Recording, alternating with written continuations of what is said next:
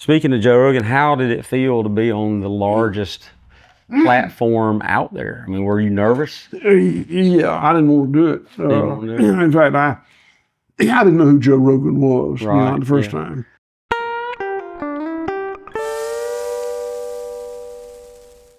Man, I already smell it right here. I don't know what all I'm smelling, but it smells good. We call this a leather shop, maker space. It's actually value addition products. We take leather, vegetable cured leather, and they make purses and all kind of stuff out of it. We got an engraving machine over there. This is the rawhide treats that we make. They dry those out back here in the back. There's one. Oh, look at that. Who did that? That's nice. I think Walker designed it, and then he just asked me to make it another hat patch. This was just the prototype. I think Miss Amber said she wants it a little bit smaller, but Wow. I like that. Looks good. That's the logo for our nonprofit. That's the logo for the company, Oak Pastures Farm. Now, do y'all have to order leather from other places, or do y'all use your own leather? We use our own leather, but we have this vegetable tanning done in New York. Okay. We've tried the tan leather. We are not good at it. I got you. A lot of different products back here. This is what smells so good. Yes, it does. Wow. So they also make soap, their own brand, I guess, of soap. It is. Wow, it smells so good in here. All kind of different Can things. y'all smell it out there? I mean, I'm talking to the viewers. Do y'all smell? Because it's strong enough. I think maybe they can smell that out of YouTube land. Look at that. This is curing. Yeah. Oh, and that's curing right here. Mm-hmm. Look at that. That's a recreation. the customer brought this one in. He said he wanted one just like it because he loves this wallet. Says it's been the most reliable one, and he threw me some of the design ideas, and so I just constructed this one right here. That's exactly the. He made this one too for me. Oh wow! Look at that. Well, that's good and worn in right there. Yeah. He said he was out here trying to learn the process of tanning cow scrotums, and if you don't know what that word scrotum is, look it up on Google because I don't want to explain it, but we know it here. But I'm not going to touch them because I don't know what's on it. Not to mention that's not the part of the cow I like to mess with, But it is definitely. I wonder if he's going to make a bag out of it. Yeah, we make little handbags, like money, old money bag. Yeah. Gold. Man, look at that. I'm going to buy one of those things when y'all get them made. I'm coming back because that would be a good piece to talk about. Imagine pulling that out in the Jiffy Mart, whatever. They're like, what is that? That's cow scrotum. All right. I want to check this place out. It's nice in here. This is the event center. Yeah. We have our educational meetings here. Man, I tell you what, this has been a long time. I think I'd been here a long time ago. Maybe there was a walkathon that we used to do from Edison to here called the Vashti Walkathon. And we would walk from Edison to here. And this would be where they would give us our meal or whatever. And again, history on the walls, more modern history on the walls. That's good that y'all are getting this all written down and put up so that you'll remember it. Grass-fed pioneer. I believe you lost a little bit of weight since then, Mr. Will. It comes and goes. It comes and goes. Lately it's come. Well, this is a nice place, but now your office has always been over there, or did you have an office in here at some point? No, I had an office at the plant, and now I got an office up here by myself. Oh, wow. I love to be by myself. Be by yourself? Yeah. Well, this is great. Dude, a lot of history. So my son-in-law, John, has an office here. Yeah. He runs the farm. And Jody's got an office there, my daughter. She runs anything customer facing, housing, lodging, restaurant, store. Yeah, all that stuff. Mm-hmm. So this is your office. It is. The old courthouse? It is the old courthouse. The old courthouse. The jail was a wooden jail behind it. It's about rotten. I got you. And they hung people from that tree right there. Oh my goodness. It's been over 10 years. It's been a while. Well, I guess we could do this, not that I could ever compete, but you were on the Joe Rogan show, right? Yeah, twice. That's right. You know, I did watch that. One time was with Jenny. Is that right? One time by myself, one time with Jenny. All we need is the big microphones up there. You know, I know they told Jenny, said, pull it a little closer, ma'am. You know, whatever you had to do that. We're going to do it the cheap way. You know, we have a little. There you go. Good. Yeah. But I feel like this is a good spot right here. A lot of memorabilia on the walls as well. That shotgun on the left is my great granddad. That's my great granddad on the wall there. That's his muzzle loading shotgun. And the next is a breech action shotgun belonging to my granddaddy. Next is a pump belonging to my daddy. Next is a semi-automatic that was mine. And then the next two are breech actions that belong to my two daughters. That's right. Like their great granddaddy. So it was passed down. Technology went up, and then went back. Wow. This was the old courthouse. There's a judge's bench up there. There's the bar, plaintiff, defendant. It also kind of tells you there wasn't that many people in Bluffton, I reckon, because this is a very small room. I expect it was plenty big. Plenty big for what they had. Yeah. It was. So, how were you able to get the courthouse? Was that something that From the city? The city? The city and I had a up and down relationship. And one of the ups I got. In one of the ups, you got it. Well, I mean, were they even using it? I mean, would it have just gone to waste? It was.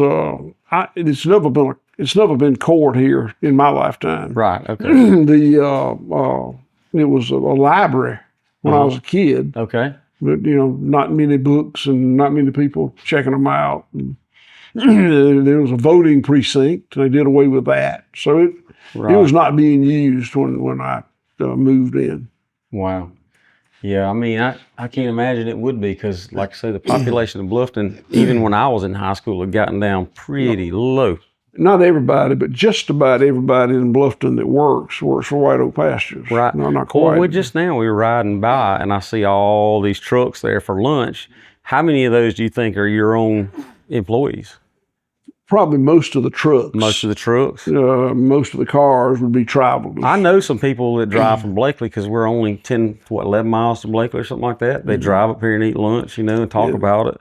Speaking of Joe Rogan, how did it feel to be on the largest platform out there? I mean, were you nervous? Yeah, I didn't want to do it. In fact, I didn't know who Joe Rogan was the first time. I was interviewed on Fox News. Okay. By, so you had a little experience being on a pretty big... Well, it wasn't a good experience. It was Stuart Varney. Okay, he's one of those guys. You're right. And it did not go well. Oh, wow. Did they spin it? He told me that he wanted me to... I'd written something about Bill Gates and those kind of people acquiring farmland. Okay. He wanted me to comment on it. 5 minutes. So I worked up my 5-minute talk. Right. And came on the air from here, from the office. He said, he asked me the question, why do you have a problem with the industrialists having farmland? And I started telling him. Right. And I thought I was doing a pretty good job. He might have been setting you up. He didn't think so. So just a difference of belief. I was telling him, he said, but why? Why? I went back to telling him why. But why? And I was telling him why. I think, in retrospect, that I wasn't giving him the answer he wanted. Oh. I think he wanted me to say, Bill Gates is an evil man. Oh, that's not my message. Right. That's not why I have a problem with it. That's right. But he wasn't getting what he wanted, and it didn't last long. When it was over, Jenny was in here. Yeah. When it was over, I said, video this. Yeah. And she, did it with her phone. And I gave my 5 minute. I said I was just on Stuart Varney. It didn't go good. Right. Here's what I want to say. Yeah. And she put it on social media. And Joe Rogan or some of his people saw it. Oh, that's what happened. And they contacted me. It said, won't you come on this show? Yeah. And I said, yeah, that's fine. That's good. Said, we'll pay for your ticket to come to Austin. I said, we'll do it from here, right? Said, no, you got to come to Austin. Right. I said, listen, I appreciate it, but I'm not coming to Austin. Didn't want, So that day at lunch, I said, I had a call from this Rogan, and wanted to come to Austin. Yeah. I said, I'm not going to do that. Jenny said, hell yes, you are. Your daughter had to tell you Yeah. he was. And so I did. That's funny. So I went, and it was completely different. He was very nice to me. Oh man, that He to was me, very nice. so believe it or not, my wife didn't really understand who Joe Rogan was until I started saying he was on the Joe Rogan show, and she's like, "What does that mean?" You know, and then of course my sons, are like, "You don't know who Joe Rogan is," Yeah. whatever. And I barely knew. I knew him. He was a fighter for a period of time. And then I started listening to his podcast, and I only did it because a friend of mine said, "You ought to check him out. He's not, it's not like a bad show to listen to or whatever." And what I realized I liked about him, and he did the same thing for you. He's very respectful to everybody he talks to. In other words, if they could believe in aliens, or they could be talking about a Christian thing, or completely just out there, or whatever they were saying, and he wouldn't try to make them look stupid.